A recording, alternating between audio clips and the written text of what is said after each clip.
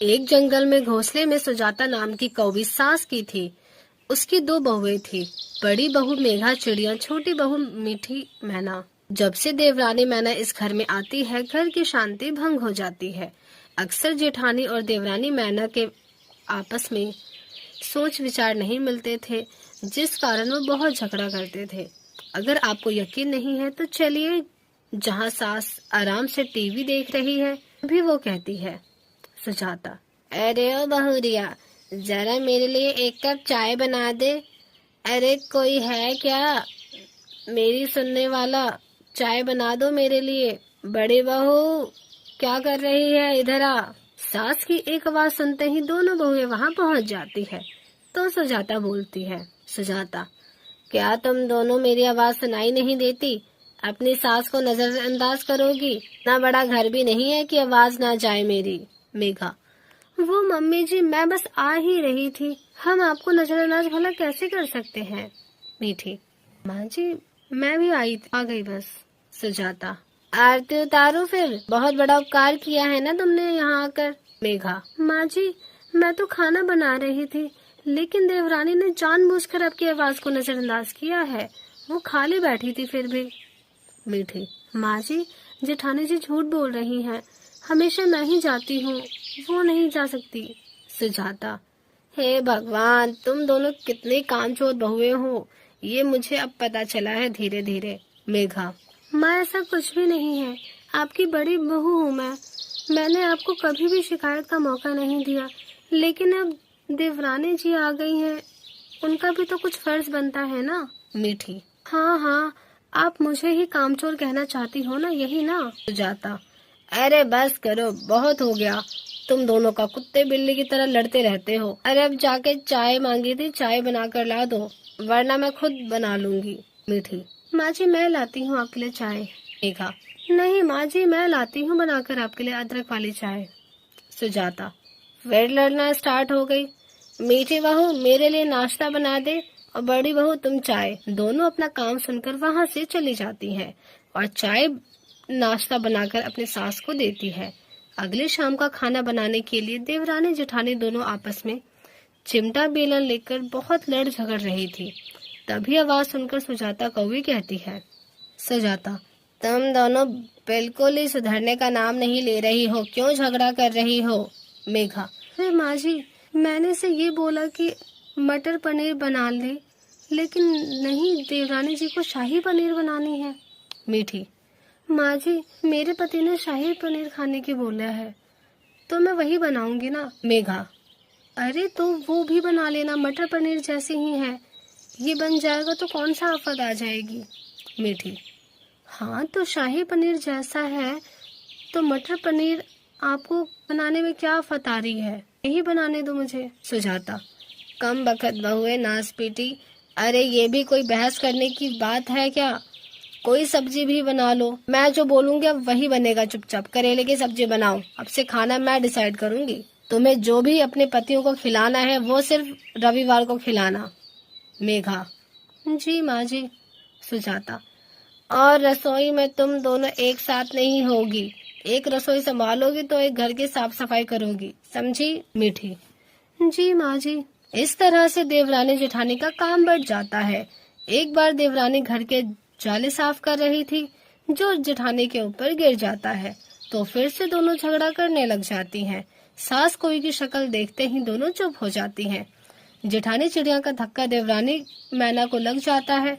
वो दोनों चिल्ला रही थी कि सास कौवी फिर से उनके सामने आ जाती है। दोनों हंसकर कहती हैं, मीठी, अरे माँ जी, अब हम दोनों प्यार से बात कर रहे हैं। सुजाता, लेकिन मुझे तो तुम दोनों लड़ रही थी। मेघा, अरे नहीं माँ जी, मैं बहुत खुश हूँ, देखिए साथ में जैसे कि दोनों बहनों का जुड़ाव। मीठी, बहुत खूब देवरानी जेठानी, ऐसे ही रहो, इस घर की सुख शांति भी बनी रहेगी और तुम्हारे आपस का प्यार भी। तभी सास के जाने के बाद दोनों की आंखों में आंसू आ जाता है और वो कहती है, मेघा, मीठी, मुझे माफ कर दो, तू मेरे से छोटी है, तू मेरी छोटी बहन की तरह है और मैं तुझे समझ नहीं पाई, मुझे डांटती थी, मुझे माफ कर दे। मीठी, दीदी, मुझे भी बहुत बड़ी गलती हो गई, जो मैं आपसे लड़ा करती थी। मुझे भी आपकी बात का पालन करना चाहिए। मैं आपसे छोटी हूँ, मुझे माफ़ कर दीजिए। अब से हम दोनों मिलकर रहेंगे और माँ जी को भी कोई शिकायत का मौका नहीं देंगे। इस तरह से चिड़िया जेठानी और मैना देवरानी दोनों प्यार से खुशी खुशी रहने लगते हैं। शालू नाम की चिड़िया अपने पति राज कबूतर के साथ रहती थी।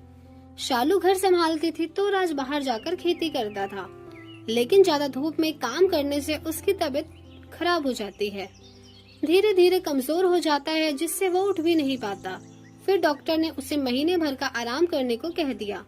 तभी शालू रोते हुए कहती है, शालू, राज, मैं आपकी ऐसी हालत नहीं देख सकती। आप चिंता मत करिए, मैं आपको बिल्कुल ठीक ही करके रहूंगी। राज, तुमने सुना ना डॉक्टर ने क्या कहा?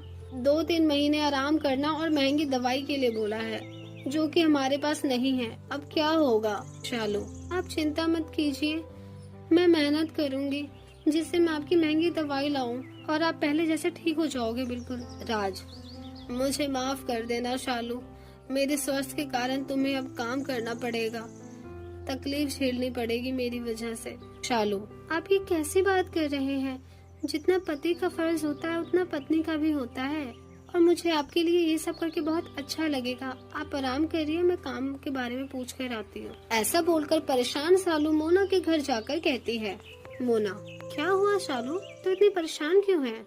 शालू, क्या बताऊँ, राज में खून की कमी हो गई है, कमजोर हो चुके हैं, जिसकी वजह से वो काम ही नहीं कर पाते अब, और मुझे उनकी तबीयत ठीक करनी है, तो उसके लिए मुझे कहीं ना कहीं काम करने की जरूरत है। क्या करूँ मैं, मुझे कुछ समझ नहीं आ रहा। मोना, अरे इतनी सी बात है, मैं बताती हूँ।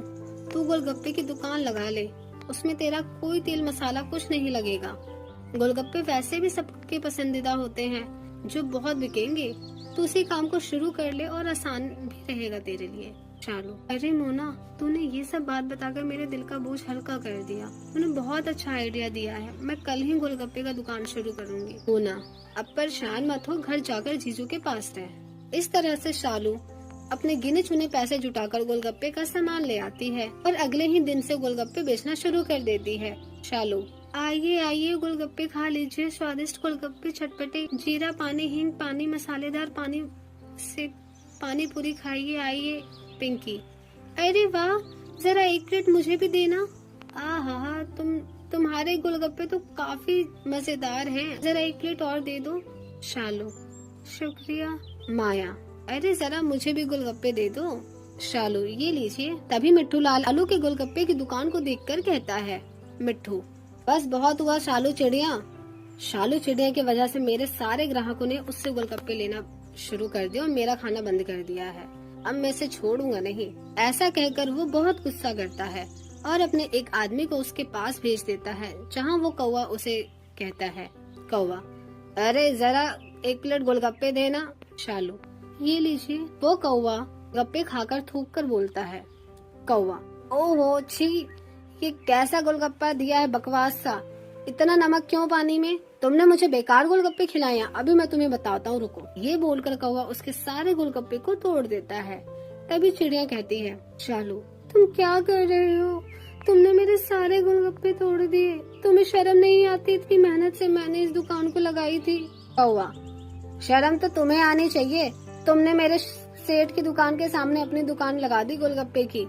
शालू, ऐसा जरूरी नहीं है कि तुम्हारे सेठ ने जमीन खरीद रखी है, मैं फिर से यहीं लगाऊंगी दुकान। अगले दिन शालू चिड़िया अपने दोबारा से गोलगप्पे बनाकर वहाँ बेचने लगती है, जहाँ सभी पक्षियाँ बड़े चाव से उसके गोलगप्पे को खा रहे थे।